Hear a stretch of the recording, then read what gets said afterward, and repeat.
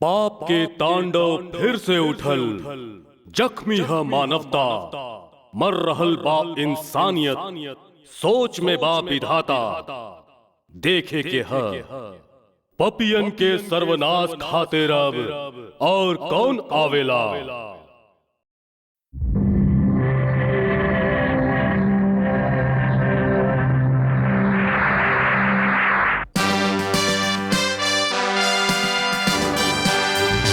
नवराजा नवरानी, नवराजा नवरानी बाई अजब कहानी जी।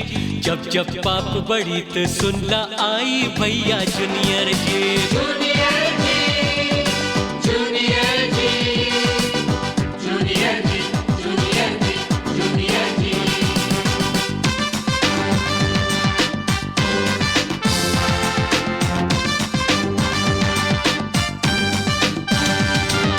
छोटा सा बादल बबई गरजे त कापेला पापी, रक्षक के अवतार बन के आ गइल बा जूनियर जी। जूनियर जी, जूनियर जी, जूनियर जी, जूनियर जी, जूनियर जी, जूनियर जी, जूनियर जी, जूनियर जी, जूनियर जी, जूनियर जी।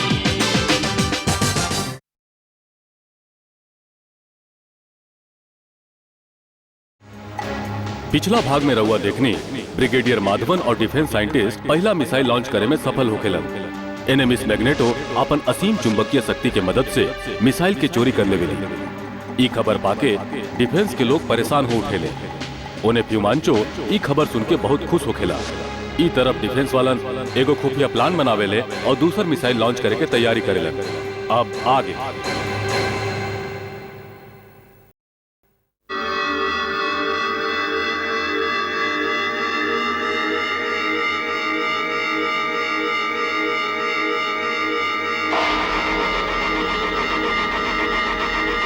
Oh my God!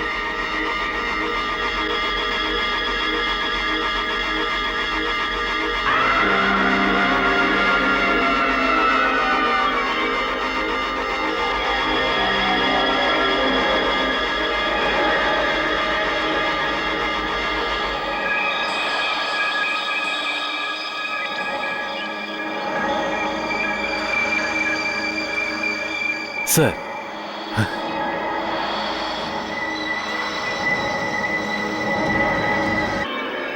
Miss magneto, रउआ एक बार फिर सफल रहनी। महान फ्यूमांचो राउरी सफलता से बहुत खुश होखी हैं। चली हमनी गोडाउन में चलतानी और वो मिसाइल के देखतानी।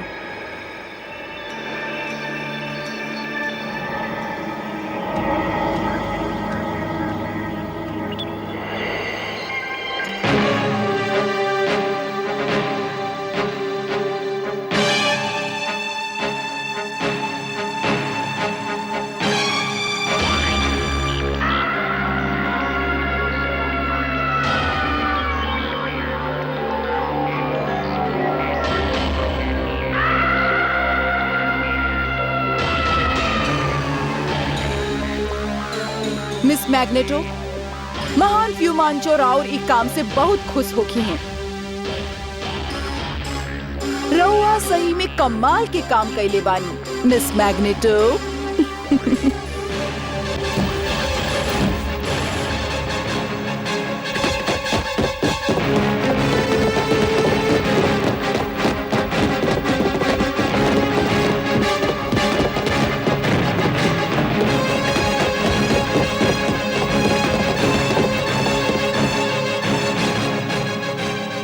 धोखा, महान फ्यूमांचो के साथ ही धोखा। खबरदार अगर केहू हिले की कोशिश कैल तो। बेवकूफ लोग, आपन हथियार फेंक द। हमनी खातिर त ई सिर्फ खिलौना बा। देश के दुश्मन, ई असली मशीन गन बा। जे आग उगले ली आग। चुपचाप सब हाथ ऊपर कर ला, ना तो सब के सब मारल जाइबा।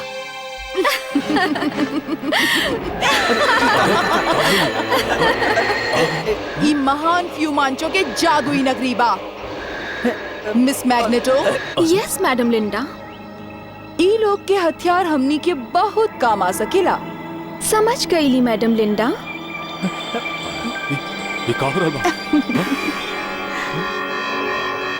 अरे अरे हमनी के हथियार हमने क्या किया? कहाँ जा रहे हैं हम? अरे कहाँ होते हैं? बचाओ कहाँ जा रहे हैं हम? क्या हो रहा बा? अरे ये क्या होता? ई लोगन के बंदी बना लिहल जाए। अरे क्या हो रहा बा? अरे हमने के नीचे उतारा हमने चलल रहले महान फ्यूमांचो से टक्कर लेवे। हाँ! आज के मुख्य समाचार। डिफेंस मिनिस्ट्री द्वारा सुरक्षा के दृष्टि से स्पेस में छोड़ल जाए वाला पहला मिसाइल के गायब होखला के बाद अब दूसर मिसाइल भी गायब हो गई बा। ई बार चोर के पता लगावे के दृष्टि से वो मिसाइल में 8 कमांडो भी रहले। बहुत कोशिश के बादो उनकर पता नहीं खे चलत।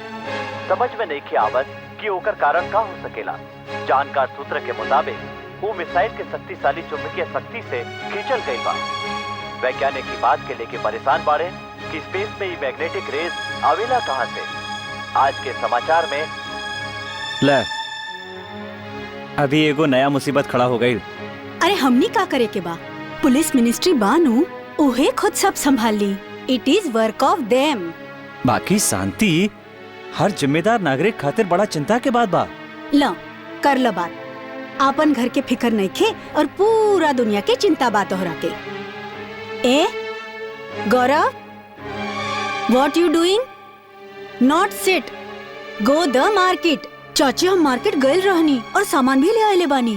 देन go make tea for me. का करत ताड़ू? देखा ताड़ू ना पढ़ रहा बाहू। अरे पढ़े जाओ के। अरे पढ़ लिख के कौन सा एकरा के कलेक्टर बन जाए के बा? ए गो गो गो।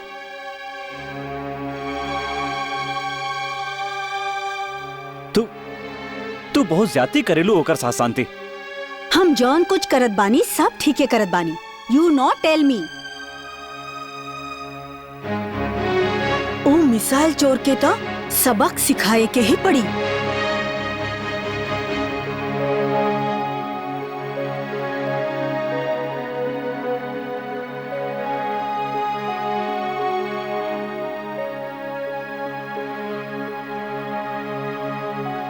अरे रउआ आ गईली। हम चाय लेके ना आवत रहे आनी। दा चाय। रउआ बड़ा परेशान बानी ना पापूजी। ओ मिसाइल चोर रउआ सबके नींद उड़ा देलस। हाँ बेटा, बाकी अब एगो मुसीबत और आ गइल बा। हमनी के 8 कमांडो गायब हो गइल बड़े। सौंसे मिनिस्ट्री भी परेशान बा। रउआ का लगेला कौन हो सकेला ई? केहू दुश्मन देश? ना बेटा, ये काम कोनो दुश्मन देश के नहीं खे। ये जरूर केहू शैतान के काम बा। हमनी के खुफिया एजेंसी के मुताबिक इतना बड़ा मैग्नेट तो हो ही ना सकेला। ऊ शैतान ई मिसाइल की का करी है? अब का पता का करी है। बाकी कमांडो के घर वालों के बहुत बुरा हाल बा। और ब्रिगेडियर माधवन भी बहुत परेशान बाड़े। केहू के नहीं के समझ में आवत ये सब का हो रहल बा, काहे हो रहल बा, कैसे हो रहल बा। काश ई बात जूनियर जी तक पहुँच जाए। ओकर जादुई ताकत ही पापा की मदद कर सकेला। हमरा पास ओकर पता तक नहीं खे। पता ना इस समय वो कहाँ होखी। ई चाची भी ना सोवे में बहुत टाइम लगत बानी।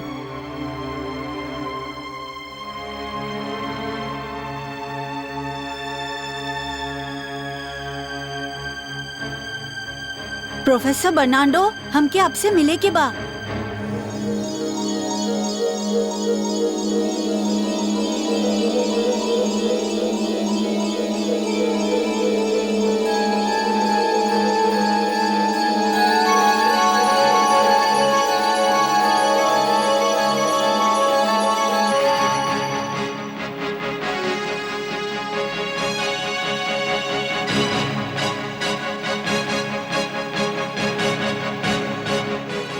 प्रोफेसर बर्नांडो,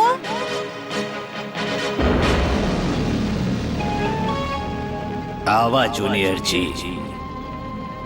आवा।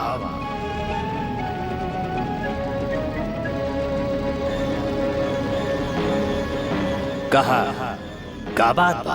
प्रोफेसर रउआ जानत बानी मिसाइल चोर के बारे में? फ्यूमांचू और कौन ऐसन हरकत उहे कर सकेला? बाकी वो ऐसन काहे करी?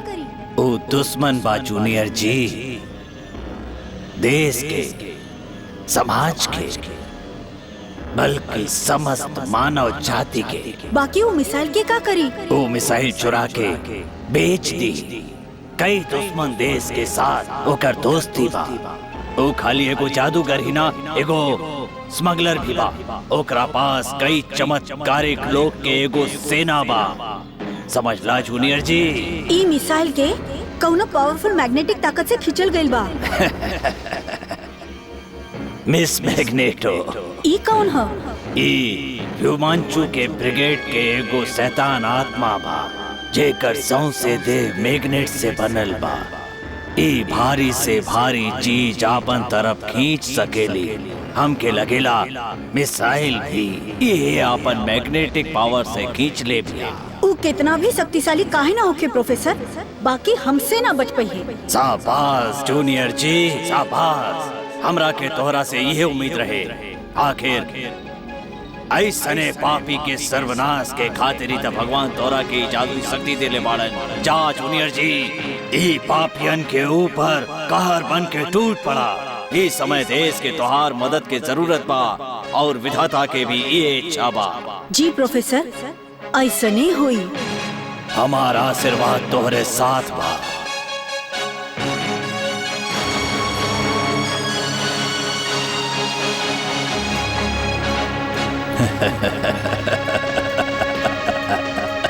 ह्यूमांचू, तोहार समय आ चुकल बा।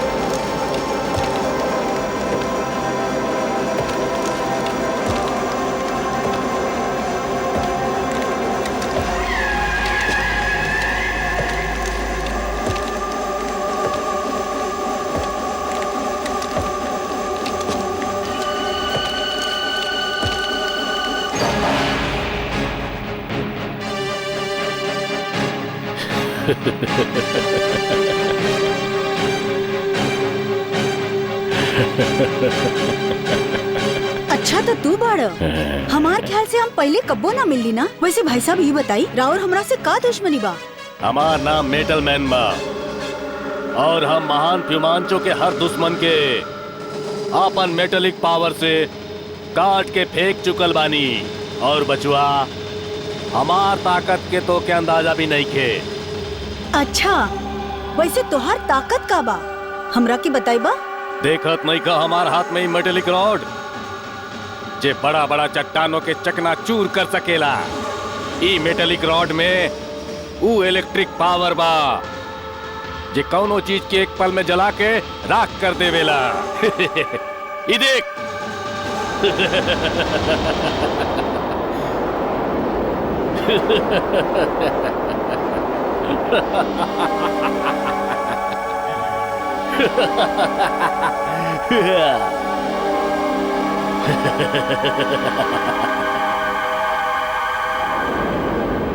तोर शरीर तो बहुत मुलायम बा बचुआ। ओके तो हम ऐसा ही मसल के रख दे।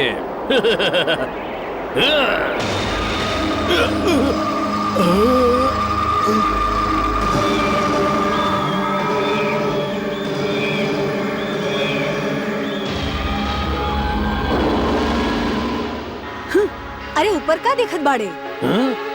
हम इहाँ बानी, इहाँ।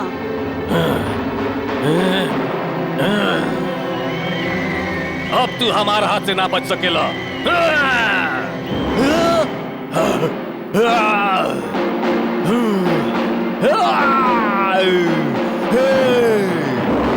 हम तो इहाँ बानी।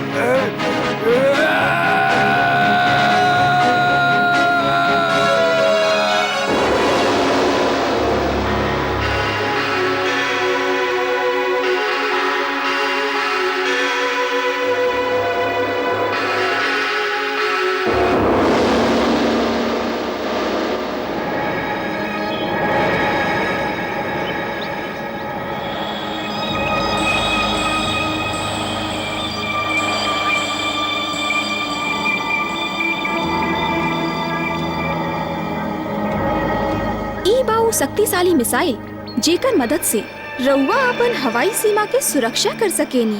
वाओ! महान फ्यूमांचो वास्तव में महान बाड़े। रउआ एके ले जा सकेनी और बाकी डिमांड समय रहत पूरा कर दिहल जाई। ये मिसाइल हमने कब ले जा सकेला?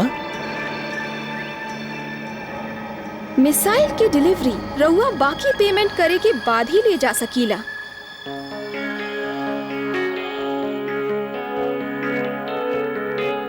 खतरा, मिस मैग्नेटो, खतरा।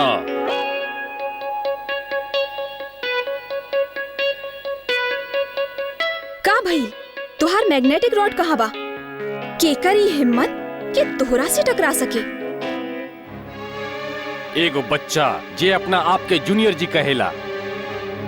ओ, जूनियर जी, ता शिकार जाल में फसल चाहेला। उ कोनो मामूली बच्चा नहीं खे मिस मैग्नेटो।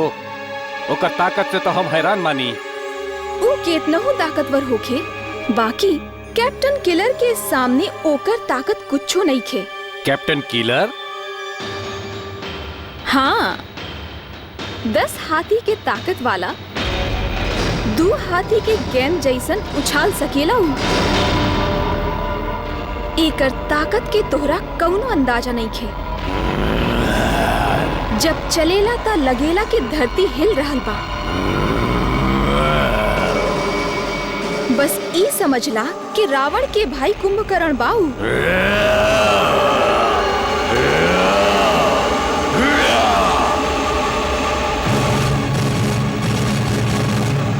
कौन भाई फ्यूमांचो के नया सैनिक? का मिस मैग्नेटो एकरा साथे मिलके जूनियर जी के पकड़ पाई? का देश के ऊपर मंडरात संकट टल पाई? जाने खातिर देखी जूनियर जी के अगला भाग। अब ना कोई जुल्म न होई, जुल्म के पहरेदार, अन्यायी के जे काटी बाहुई तलवार। बन के सुदर्शन आइल बा, मर गइल जुल्म की गगरी जी, थम गइल पाप के आंधी देकर दुश्मन पागल डरे जी।